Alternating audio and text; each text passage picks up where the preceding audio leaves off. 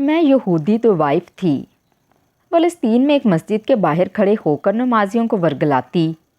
ایک روز میری نظر مسجد کے جوان امام پر پڑی۔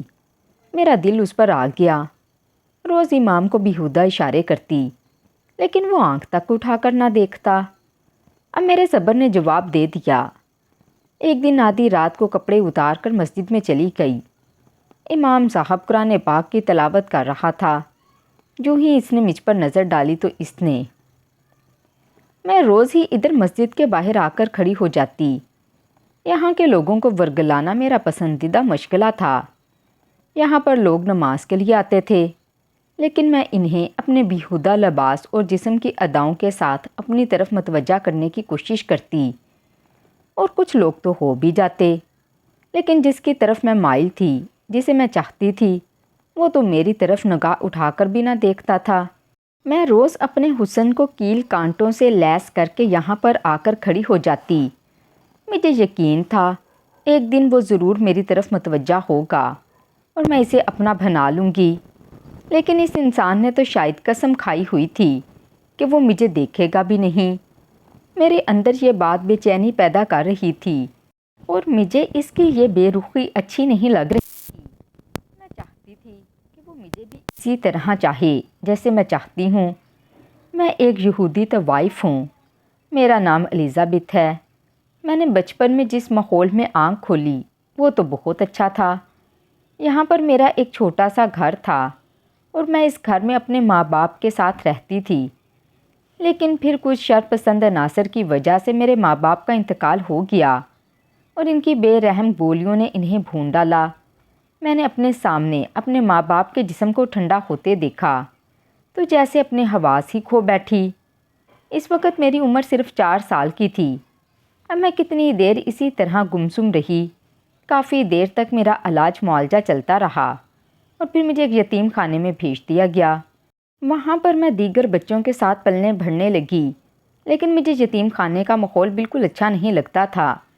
یہاں پر یتیم خانے میں بچوں کو یوں تو اچھی خوراک اور اچھا لباس دیا جاتا تھا، لیکن پھر بھی یہاں پر اکثر لڑکیاں بلوغت کی عمر تک پہنچنے کے بعد پراسرار طور پر غائب کر دی جاتی رہیں، اور مجھے بہت خوف آتا تھا۔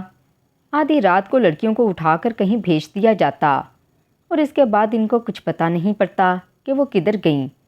ایسے ہی ایک دن جب میں 12 سال کی ہو چکی تھی، مجھے بھی آدھی رات کو اٹھایا گیا، اور اپنے سامنے میں وارڈن کو دیکھ کر حیران پریشان رہ گئی۔ اس نے مجھے اشارے سے باہر آنے کے لیے کہا۔ میں ڈرتی کانپتی اس کے پیچھے پیچھے چلتی باہر کی طرف آ گئی۔ وہاں پر ایک گاڑی کھڑی تھی، اور اس میں پہلے سے 3-4 لڑکیاں بیٹھی ہوئی تھیں۔ اس نے مجھے بھی اس گاڑی میں بیٹھنے کا کہا۔ میں نے انکار کر دیا، لیکن اس کے ہاتھ میں پکڑی ہوئی چھڑی میری ٹانگ پر زور سے لگی کہ میں بے ساختہ چیخ اٹھی۔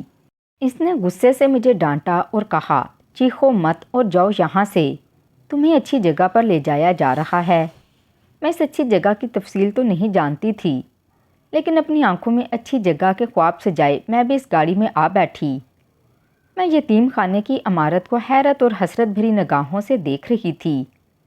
میری زندگی کا ایک بہت بڑا حصہ یہاں پر گزرا تھا، اور میں اس طرح اب چوروں کی طرح رات کے اس پہر یہاں سے جا رہی تھی۔ گاڑی یتیم خانے کی حدود سے باہر نکل گئی اور سڑک پر دوڑنے لگی۔ میں نے زندگی میں پہلی بار ان مناظر کو دیکھا۔ ارد گرد بھاگتے دھوڑتے مناظر مجھے بہت اچھے لگ رہے تھے۔ رات کے اس پہر روشنیاں تھیں، جن کی وجہ سے عمارتیں خوبصورت لگ رہی تھیں۔ میں وہ سب دیکھتی کھڑکی سے ٹیک لگا کر بیٹھ گئی، اور پھر آدھے گھنٹے کی ڈرائیو کے بعد گاڑی ایک اور خوبصورت سے گھر کے سامنے جا کر رکی۔ میں نے زندگی میں پہلی بار اتنا بڑا گھر دیکھا تھا۔ جیسے وہ گاڑی رکی تو میں آنکھوں میں حیرت بسائے اس گھر کو دیکھ رہی تھی۔ ایک بہت عالیشان محل نما گھر تھا۔ میرے ساتھ جو باقی لڑکیاں تھیں وہ بھی بڑی حیرت اور شوق سے اس گھر کو دیکھ رہی تھیں۔ ہمیں اس ڈرائیور نے آگے بڑھنے کے لیے کہا تو ہم آہستہ آہستہ آگے بڑھنے لگے۔ میں ہر چیز کو غور سے دیکھنے لگی۔ جیسے ہی گھر میں داخل ہوئی تو وہاں پر سامنے ہی ایک بڑی عمر کی عورت نے میرا استقبال کیا۔ وہ اس وقت کافی مختصر اور شوق لباس پہن کر بیٹھی ہوئی تھی۔ اس کے جسم پر زیور تھا اور چہرہ میک اپ سے بھرا ہوا تھا۔ وہ اس وقت بہت عجیب سی لگ رہی تھی۔ اسے دیکھ کر مجھے کراہت سی محسوس ہوئی۔ ڈرائیور اور وہ کچھ بات چیت کرنے لگے اور پھر کچھ دیر بعد وہ چلا گیا۔ اس عورت نے اشارے سے ہمیں ایک کمرے کی طرف جانے کا کہا تو میں اور باقی لڑکیاں اس طرف چلی گئیں۔ یہ کمرہ یتیم خانے والے کمرے سے بہت مختلف تھا۔ یہاں پر بہت خوبصورت اور صاف ستھرا بیڈ لگا ہوا تھا۔ اس کے علاوہ ڈریسنگ ٹیبل اور کچھ دوسری چیزیں بھی تھیں۔ الماریوں میں کپڑے لٹکے ہوئے تھے اور وہ سب کے سب ہماری عمر کی لڑکیوں کے سائز کے تھے۔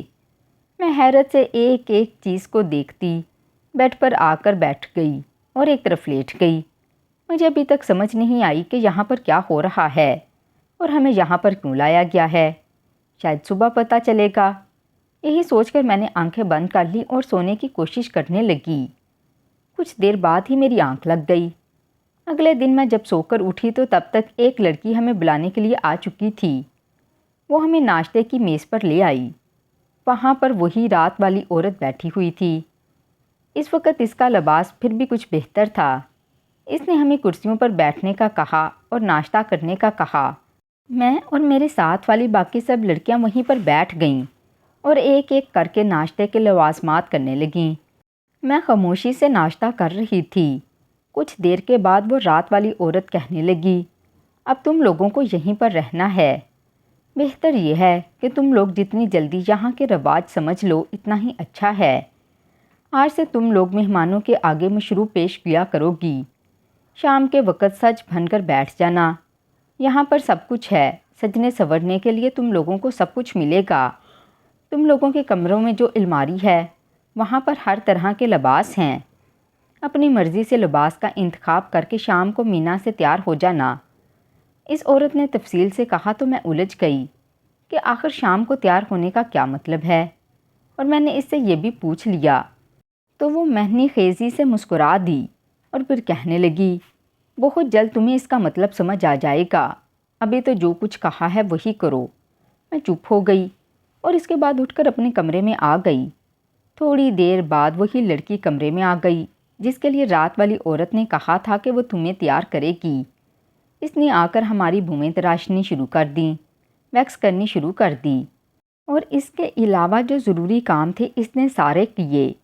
یہ سارا عمل بہت تکلیف دہ تھا اور پھر اس نے کہا، اب تم لوگ نہا دھو لو، اس کے بعد میں تم لوگوں کا میک اپ کروں گی۔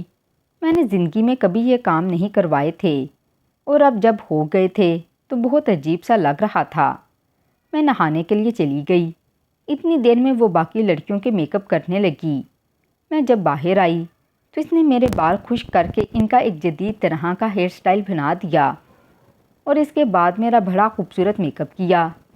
میں آئینے میں دیکھ کر خود کو حیران رہ گئی اور پھر ایک شوخ لباس میری طرف بڑھا دیا اور کہا، اسے پہن لو۔ اگرچہ وہ لباس مختصر تھا لیکن مجبوراً باقی عورتوں کی طرح مجھے وہ پہننا ہی تھا۔ اسی لیے میں باتھ روم جا کر لباس تبدیل کر آئی، لیکن مجھے وہ بہت عجیب لگ رہا تھا۔ کبھی اسے ٹانگوں سے کھینچتی تو کبھی بازو سے کھینچ کر لمبا کرنے کی کوشش کرتی، لیکن وہ لباس تو اتنا ہی رہا جتنا اس نے ہونا تھا۔ اس کے بعد وہ لڑکی ہمیں لے کر ایک ایسے حال کمرے میں چلی آئی جہاں پر ایک طرف موسیقی کا کوئی سامان تھا اور ایک طرف مشروب رکھے ہوئے تھے۔ یہ غیر ملکی مشروب تھے جو نشہ آور تھے۔ لڑکی ہمیں ان مشروب کے بارے میں بتانے لگی اور مختلف گلاسوں کے بارے میں بتانے لگی کہ کس گلاس میں کس مشروب کو پیش کرنا ہے۔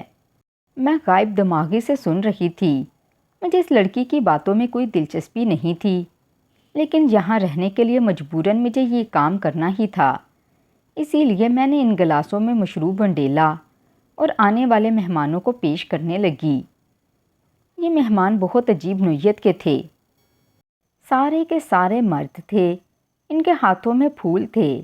اس کے علاوہ بہت سارے نوٹوں کی گڈیاں پکڑی ہوئی تھیں۔ وہ سب کے سب وہاں پر آ کر ایک قطار میں بیٹھ گئے۔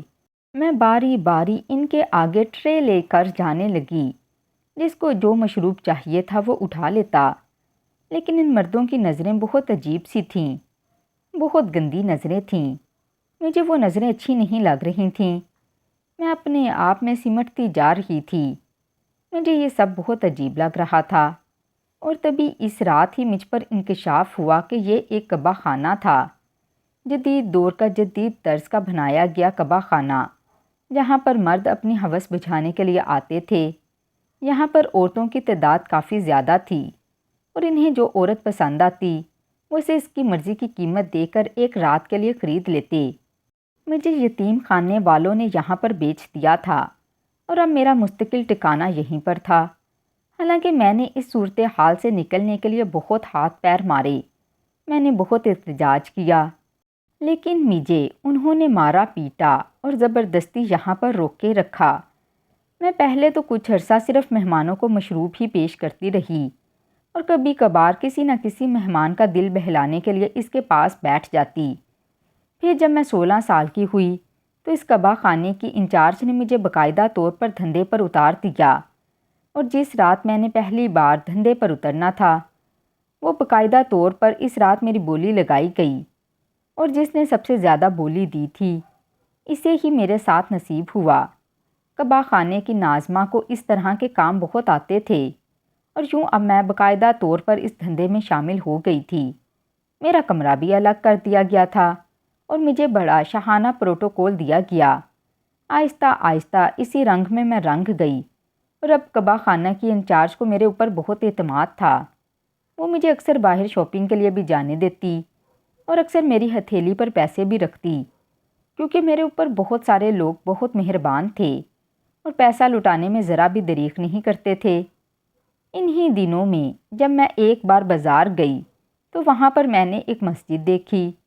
میں نے چونکہ اس وقت مختصر سا لباس پہنا ہوا تھا تو میں مسجد کے دروازے پر کھڑی ہو گئی۔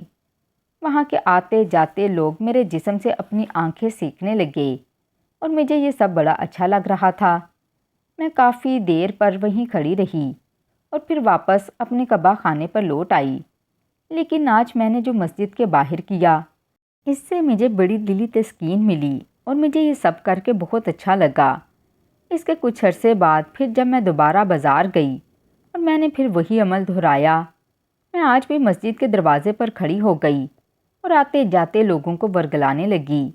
وہ سب میری ادائیں اور جسم کے جلوے دیکھ دیکھ کر اپنی آنکھوں کو تسکین پہنچا رہے تھے۔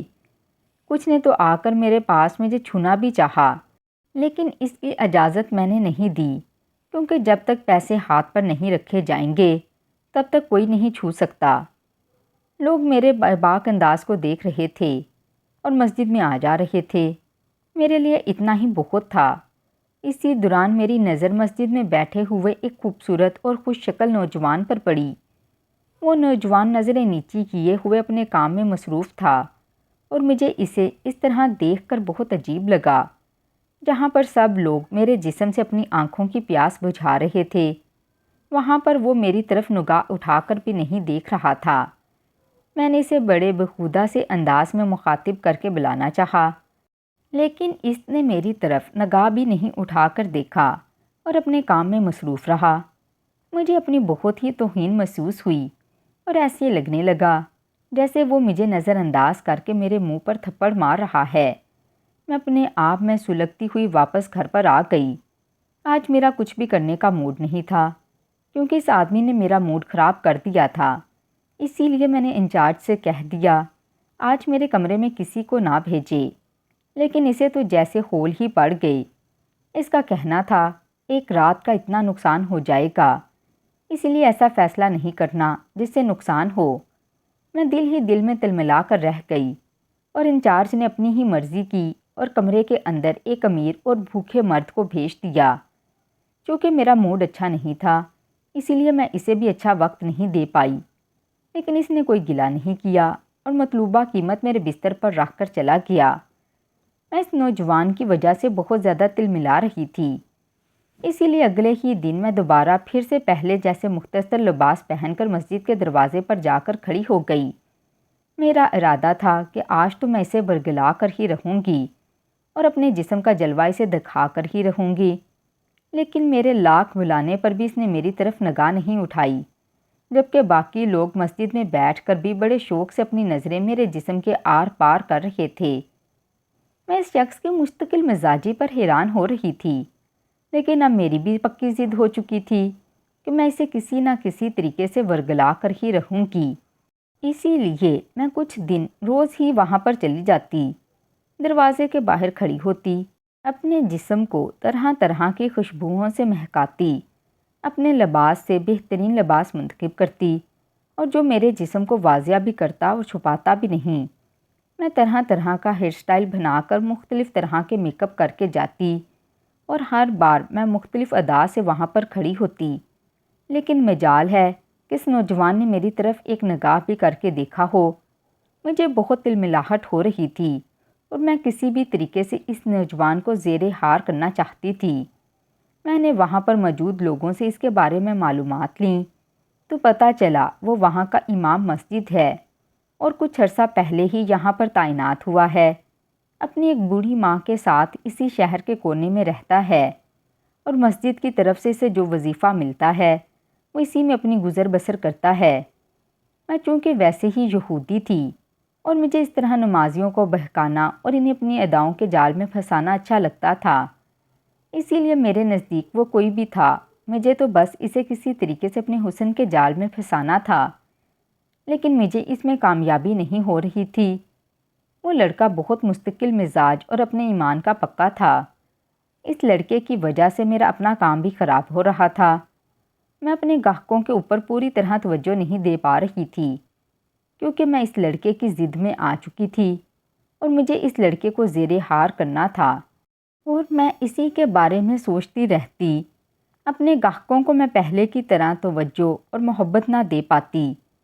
نتیجہ یہ ہوا کہ انچارج کے پاس میری کچھ شکایتیں گئیں، کیونکہ گاہک تو پوری قیمت ادا کرتے تھے، اور اگر انہیں مناسب وقت نہ ملتا تو ان کے یہاں آنے کا کیا فائدہ۔ انچارج کو جب یہ شکایت ملی تو اس کا ماتھا ٹھنڈکا، اور اس نے مجھے ایک رات بلا لیا اور پوچھنے لگی، الزابتھ، تمہیں یہاں پر کیا مسئلہ ہے؟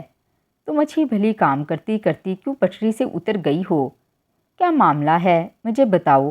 اگر پیسوں کی پریشانی ہے یا کچھ خریدنا ہے تو بولو۔ گھر آئی روزی کو اس طرح لات مت مارو۔ تمہاری بہت ساری شکایتیں مجھے ملی ہیں، لیکن میں نہیں سمجھتی کہ تم اس طرح کی ہوگی، اور تم خود بتاؤ کہ کیا معاملہ ہے۔ انچارج نے مجھ سے پوچھا تو میں سر جھکا کر اپنی انگلیاں مروڑنے لگی۔ میں اسے سچ کے بارے میں نہیں بتا سکتی تھی کہ میں ایک امام مسجد کی ضد میں اتنی آگے بڑھ گئی ہوں، اپنے کام سے ہی کترانے لگی ہوں۔ تاہم میں نے انچارج کو اس بات کی تسلی دی کہ میں آئندہ ایسے نہیں کروں گی اور انہیں میری طرف سے کوئی شکایت نہیں ملے گی۔ انچارج نے سر ہلا دیا اور کہنے لگی کہ اب شکایت ملنی بھی نہیں چاہیے، ورنہ دھندا چوپٹ ہو کر رہ جائے گا اور تمہارے لیے یہاں پر پھر کوئی نہیں آئے گا۔ میں اس کی اس بات کا مطلب سمجھتی تھی، حالانکہ ابھی مجھے اس بات کی کوئی پرواہ نہیں تھی۔ ابھی تو میرے حواسوں پر وہ امام مسجد سوار تھا، اسی لیے میں چپ چاپ اٹھ کر آ گئی۔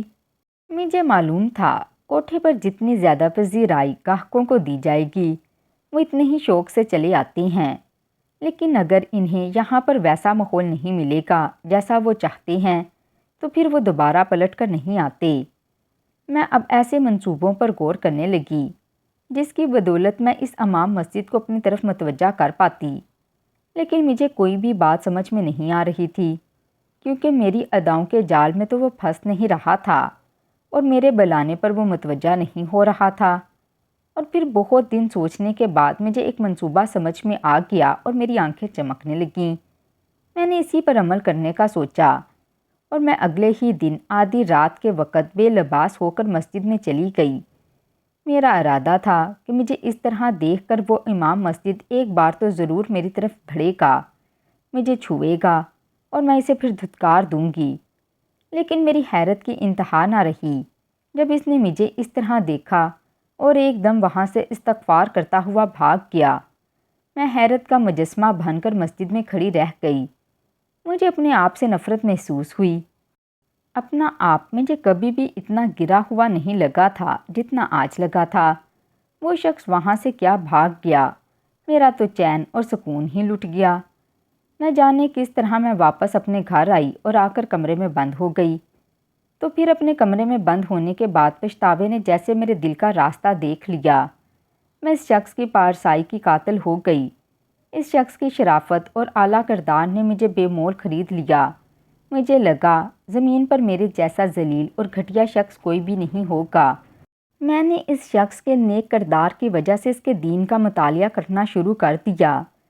یہ کام ابھی بھی میں چھپ چھپ کر رہی تھی، لیکن نہ جانے کس طرح انچارج کو اس بات کی خبر ہو گئی، اور اس رات اس نے مجھے بہت مارا اور مجھے طرح طرح کی دھمکیاں دے کر کہا، اگر تم نے اب اپنے دھندے سے پیچھے ہٹنے کی کوشش کی تو مجھ سے برا کوئی نہیں ہوگا۔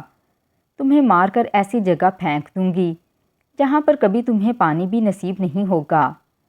میں اس کی مار کھاتی رہی اور چپ چاپ بے بسی سے نیچے پڑی رہی۔ مجھے پتا تھا اب میری یہی قسمت ہے۔ میں اب دوبارہ اس راستے پر نہیں چل سکتی تھی، کیونکہ اس رات میں نے ایک نیا جنم لیا تھا، اور اس جنم میں یہ زندگی نہیں چاہتی تھی۔ میں جیسے جیسے امام مسجد کے دین کا مطالعہ کر رہی تھی، میرے دل کی حالت بدلتی جا رہی تھی، اور مجھے اس کا دین اچھا لگنے لگا۔ میں اسی وجہ سے اس کی نیک سیرت اور اعلیٰ کردار کی قائل ہو گئی۔ انچارج نے جب میرا اس طرح کا رویہ دیکھا، اس نے مجھے دھمکایا اور پھر بہت سمجھایا، لیکن میرا دل اب اس دھندے کی طرف راغب نہیں ہو رہا تھا۔ اسی لیے میں نے اسے صاف صاف منع کر دیا اور کہا، تم مجھے مارنا چاہتی ہو تو مار لو، لیکن میں اب تمہارا یہ کام نہیں کروں گی۔ میں نے جتنا کام کرنا تھا کر لیا، اب میرا دل نہیں مانتا اور میں دوبارہ اس راہ پر نہیں چل سکتی۔ میرے دو ٹوک انداز کو اس نے محسوس کر لیا۔ میرے اندر کا باغی پن اب چہرے پر آ گیا تھا، اور انچارج کو بھی سمجھ لگ گئی تھی۔ اسی لیے وہ چند لمحے کھڑی مجھے دیکھتی رہی اور پھر وہاں سے چلی گئی۔ اگلے دن مجھے ایک لفافہ ملا۔ یہ لفافہ انچارج کی طرف سے تھا اور اس میں کچھ رقم تھی۔ انچارج کی طرف سے یہ پیغام تھا، اگر تم یہاں سے جانا چاہتی ہو تو یہ رقم لو اور آج کے آج یہاں سے چلی جاؤ اور دوبارہ کبھی یہاں پر مت آنا، لیکن اگر تم یہاں پر رہنا چاہتی ہو تو پھر تمہیں اسی طرح رہنا ہوگا جیسے پہلے رہتی آئی ہو۔ میں نے رقم کا لفافہ ہاتھ میں پکڑا اور کچھ لمحے سوچا اور پھر چپ چاپ وہاں سے نکل آئی۔ اس رقم کے لفافے کو میں وہیں پر رکھ آئی تھی۔ مجھے نہیں چاہیے تھا وہ۔ میں وہاں سے نکل تو آئی، لیکن اب مجھے پتہ نہیں تھا کہ میں کس طرف جاؤں۔ پھر مجھے اچانک عورتوں کے بنائے گئے فلاحی ادارے کا خیال آیا اور میں اسی طرف چل پڑی۔ ہم اکثر یہاں پر فنڈ وغیرہ بھیجتے تھے، اسی لیے مجھے اس فلاحی ادارے کا پتہ تھا۔ وہاں پر آ کر میں نے اپنی رجسٹریشن کروائی اور وہاں رہنے لگی۔ میں اب اس امام مسجد کے دین کا مطالعہ کر رہی تھی اور ساتھ ساتھ اسے ڈھونڈ بھی رہی تھی، لیکن مجھے کہیں پر وہ نہیں ملا۔ میرے جاننے میں آیا کہ وہ اس گھر کو بھی چھوڑ گیا ہے جہاں وہ پہلے رہتا تھا۔ مجھے خود پر شرمندگی ہوتی تھی کہ میں نے اسے اتنا تنگ کیا کہ اسے اپنا گھر چھوڑنا پڑ گیا، تاہم میں نے اب اسلام قبول کر لیا اور اب پورے دل اور رضامندی کے ساتھ میں اسلام کے اصولوں پر عمل پیرا ہونے لگی۔ اس فلاحی ادارے میں رہتے ہوئے مجھے 1 سال ہونے والا تھا اور یہاں کے لوگ میری شرافت اور پردے داری کے گواہ تھے۔ میں نے کوئی نماز قضا نہیں کی اور اپنی پچھلی زندگی کے جتنے بھی گناہ تھے میں ان سب پر روز رو رو کر معافی مانگتی، اور مجھے یقین تھا کہ میرا رب اتنا غفور الرحیم ہے کہ وہ مجھے ایک دن ضرور معاف کر دے گا۔ لیکن دل میں اب بھی اس امام مسجد کی خلش تھی۔ میں بھی اندر ہی اندر اسے چاہتی تھی، جس کی وجہ سے میں یہاں پر آ پہنچی۔ انہی دنوں میری انچارج نے مجھے ایک رشتے کے بارے میں بتایا۔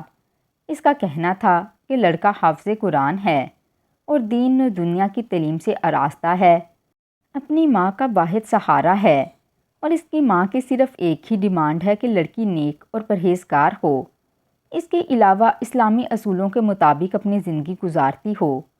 میں نے تمہارا نام دیا ہے کیونکہ یہاں پر تمہارے علاوہ اور کوئی ایسی لڑکی نہیں جو اسلام کے مطابق شرعی پردہ کرتی ہو اور اسلام کے مطابق اپنی زندگی گزار رہی ہو۔ اسی لیے میں چاہتی ہوں کہ تم اس رشتے کے لیے ہاں کہہ دو، یہ تمہارے لحاظ سے بہت بہتر ہے۔ اپنے انچارج کی بات سن کر میں سوچ میں پڑ گئی۔ میں نے اسے کہا، میں تمہیں سوچ کر جواب دوں گی۔ 2-3 دن میں اس رشتے کے بارے میں سوچنے لگی۔ مجھے یہ تو پتا تھا کہ وہ حافظ قرآن تو مجھے نہیں ملے گا۔ میں نے آخری بار اس امام مسجد کے بارے میں سوچا اور پھر اس رشتے کے لیے ہاں کہہ دی۔